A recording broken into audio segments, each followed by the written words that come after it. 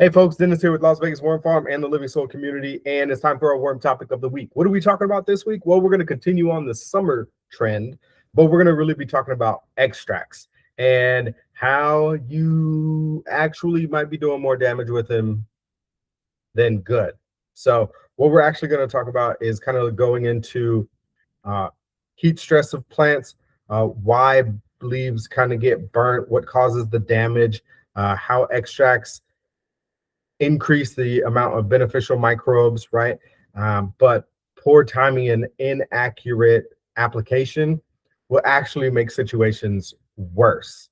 So by the end of this, you'll be able to understand how simple an extract actually is, how to choose the difference between whether you should be spraying it on the soil or putting it on the leaves, and then the best times to actually apply it so it can actually help your plants and not cause more issues in the long run. So we'll cover what all of these things are, when to use them, how to apply them, and how to make one. We'll probably touch on that. And then that way you'll have a better idea of how to actually use them if you decide to make your own. Because I don't think there's anybody out there that actually sells an extract.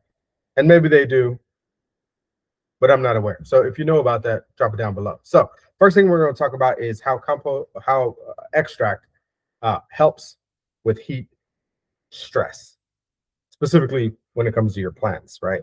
So we're taking these finished organic materials, right? In this case, we're talking about worm castings, but you can also use compost. And what we're going to do is we're going to take a lot of the things that have already been created in that compost or vermicompost, and we're going to turn it into a liquid amendment, right? And then we're going to apply that to the soil or to the plant. And what we're actually doing is we're grabbing out some of those soluble nutrients, some of the nutrients that the plant can immediately uptake, right? That's basically like us going to the microwave instead of, pots and pans and having to cook things. So that is a good thing, especially when plants are stressed out. Think about it. When you're stressed out, the last thing you want to do is go to the kitchen and cook yourself a meal. Like, it's a lot easier when you're stressed just to take something from the freezer, put it in the microwave, and then all of a sudden you have a meal, right? Same thing goes for your plants. There's no difference there. In addition to that, of course, because it's a liquid, it's going to come with more moisture, right? So you're going to have a little bit of soluble nutrients. You're going to have some moisture in there. And then the key part of this is really going to be the microbial life that you're extracting from these organic materials. And you're going to put them into this liquid, right? Because the microorganisms are actually what's going to, make your plant become less stressed at the end of the day, right? It's stressed for a number of different reasons, but if the plant had access to the right amount of water and nutrients, then it will be a lot less stress. Now, if you're in the Mojave Desert like me, right, and it's 120 degrees and you're trying to grow a brassica or a lettuce or something like that, yeah, good luck, right? Like, that's just there's nothing you can really do about that unless you put up shade cloth, and then you can help out, right? But within reason, when we're trying to grow certain plants, and they're showing signs of stress, we can definitely help them out with these extracts. So here's the key thing: the extracts brings helpers to the soil.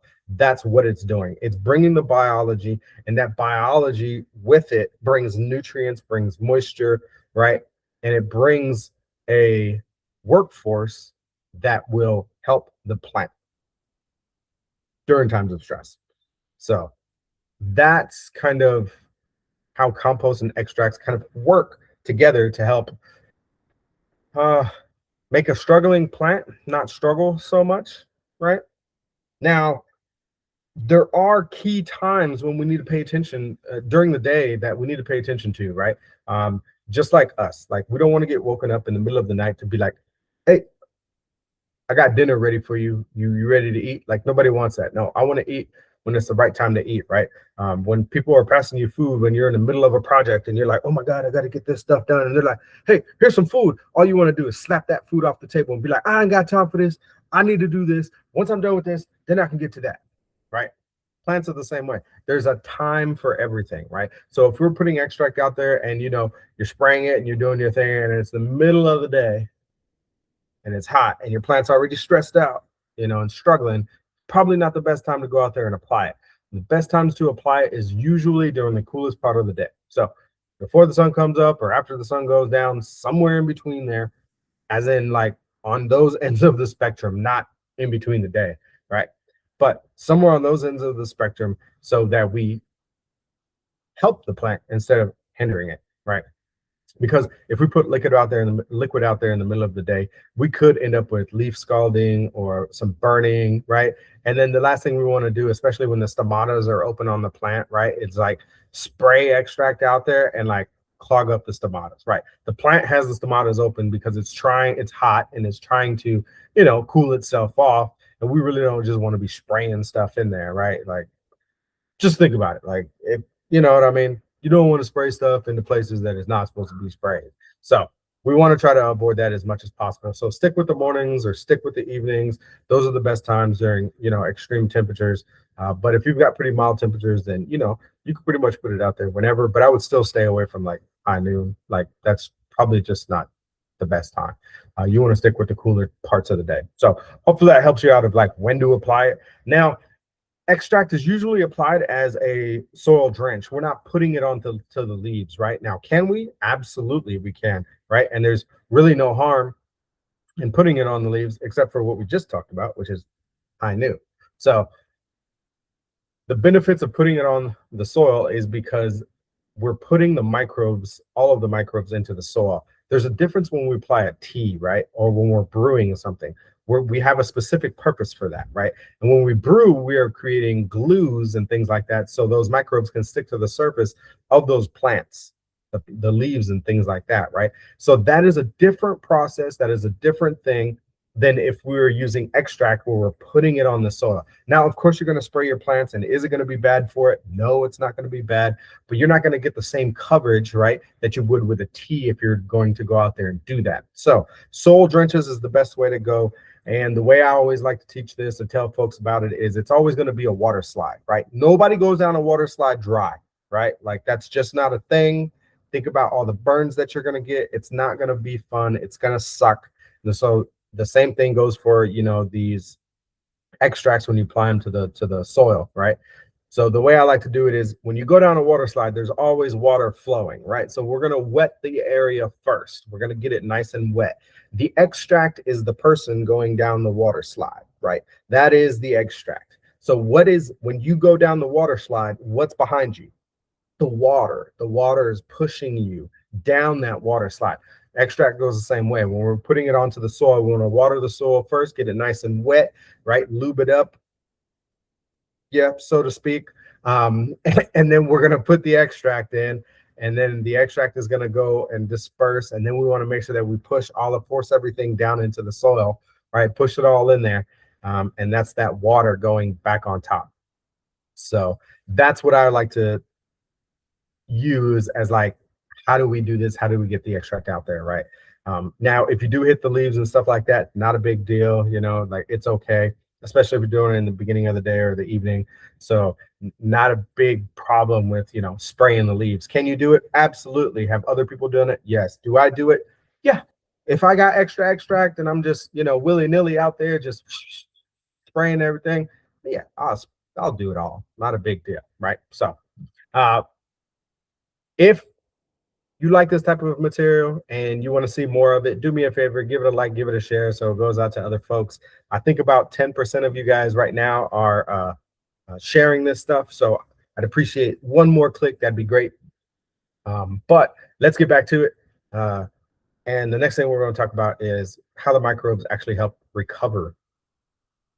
the recovering process for those plants, right? So microorganisms, they do a lot of different things. We have a lot of them. There's a lot of different groups. There's a lot of different types, and they all have a specialty, just like us as human beings.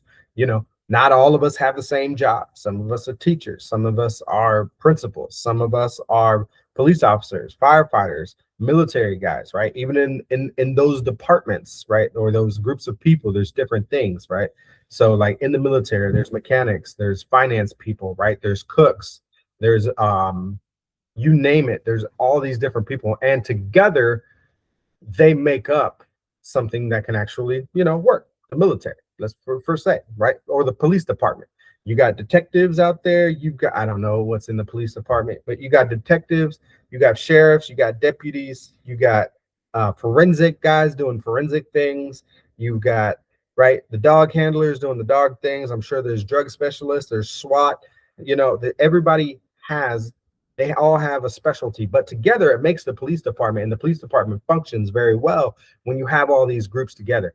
The microbes in the soil are the exact same way. When you have all of them together, they function very well and they do things together, and it makes your plant less stressed during these peak times during the summer. And what they're doing is they're breaking down organic and inorganic compounds in the soil. They're cycling nutrients. What that means is they're creating nutrients.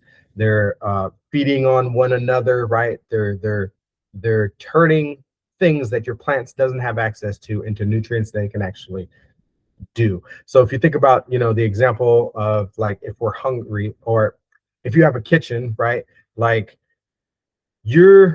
if you don't know how to cook, you can have a pantry full of stuff and a freezer full of stuff, but there's nothing you can do with it because you don't know how to cook it, right? So it's just there. It's gonna suck. But if you bring a chef into the kitchen, all of a sudden he's gonna turn all of these frozen things and these canned things and these bagged things into something that's absolutely delicious that you can eat because it's nutritious for you.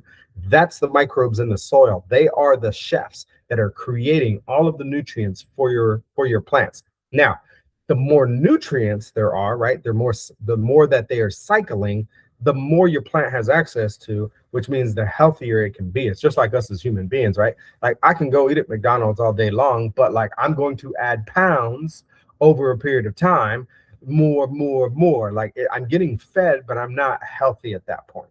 The soil and the microorganisms in the soil are the exact same way. When we talk about those guys helping your plant out, right? They make all of the nutrients for your plant. So you want to make sure that you have all the microbes in there. And that is exactly why we use extract and not a tea, right? Because we want all of the guys, not a select number of those guys. So got to have them all, got to put them down there so they can create all the nutrients for your plant that your plant can actually uptake.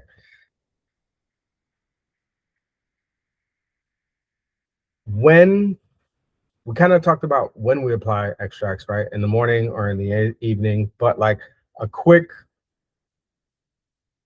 overview of how I make extract, right? This is extremely important. It has to be finished compost or finished worm castings. We do not use organic material that has not gone through the entire decomposition process. It has to be finished. We have to make sure that all of the detrimental or in the disease and pathogens have been removed for the most part. There's still probably going to be some in there, but we don't want them to overtake that entire thing. So think about it. If we've got compost that we're creating or worm castings and it's not finished processing, there could be a lot of bad things in that organic material. Thermophilic compost has to go through, 5 heat cycles per the USDA or 3 heat cycles?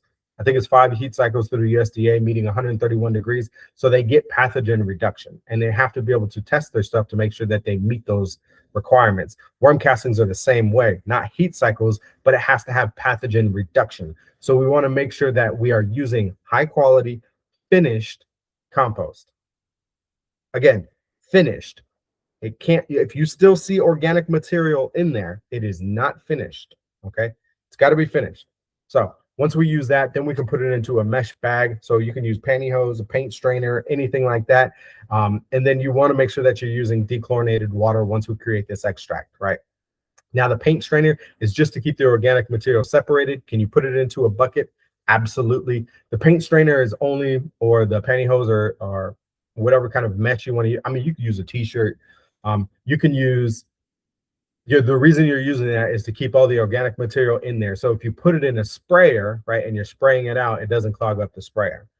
So, but if you're just going to take handfuls of it and sling it out, which is, I've done it bunches of time because I don't want to connect the connectors and fill up the jugs and then have to clean all the equipment. It's easier for me just to go get a mug or a cup and then just sling it out there, right? But you can absolutely put it into the bucket. Remember dechlorinated water. And then if you're doing the manual method, you want to shake it for about 30 seconds, 1 shake per second, right? That's all we're going to do. If you're going to put it into a sprayer, then you're probably going to use some type of what is it called? A nozzle, a hose end sprayer. There we go. And you're going to put it on a setting. You probably don't want it on jet. Full might be okay. Mist isn't strong enough. If you've got like the shower method, that's probably not strong enough. So you got to find a setting that, you know, is going to work for you. And what you're going to do is you're going to spray down that organic material, right? Very well. You're going to get all this brown liquid that comes out, and you're going to keep spraying it and spraying it and spraying it until, you know, all of the liquid is completely dark brown. Like if it starts running clear, then you know you're done. That liquid now you can use wherever you want, right? You have to use it immediately. All right, so the last thing I'll not the last thing, two more things. The last thing I'll say, or the second to last thing I'll say is that you have to use this immediately, right? You can't let it sit around. So if you're going to make it, you got to make sure that you have enough time to spray it out there wherever you want. Remember, water slide method. The second thing I will say is that once you have created this liquid, everything that you used, everything that the compost and the liquid touched, you need to clean thoroughly, okay? And the reason we're doing that is because microorganisms create glues. And if you've ever let a bucket sit outside and you get that film that builds up on the side, yeah, we don't want that. That's bad. So we want to make sure that we clean all of the materials that we're using to create that extract very, very well. Hopefully that helps you on how to make your extract. Now, do not, I'm going to cover this, do not apply your extract when the sun is still at high noon, right? Like, not a good thing. I'm going to cover this because it's extremely important. Do not apply extract when the sun is still up really high. Like if it's hot outside and you don't want to be there, you probably shouldn't be applying it. So I would stay away from, you know, maybe up to 9 o'clock it might be okay, and then anything after 7 o'clock is probably okay. But this depends on what part of the hemisphere you're on, right? Northern, southern, and then whether it's summertime or wintertime, you're gonna have longer hours, later hours. I would just stick to the hour before and after, right? The hour before sunrise and the hour after sunset. I think something like that, right? The hour before and after sunset and the hour before and after sunrise. Stick to those. That gives you a 4-hour window, 2 hours on both ends, to be able to put that extract out there. Put that extract out there. Cheese. Now, I think that's all I really have for you guys today. Hopefully we've covered everything. What extract is, why do you use it, how it benefits your plants, how you can actually make it, when you should actually apply it, right? And like, these things are extremely important. You want to make sure you're doing it right. Now, here's the thing. It's not a magic pill. It is not a magic pill. It's not going to fix everything, you know, magically. But if you add this together with your normal regimen of compost, worm castings, you know, mulch, you're going to be in a way better place than if you didn't use it. A much better place.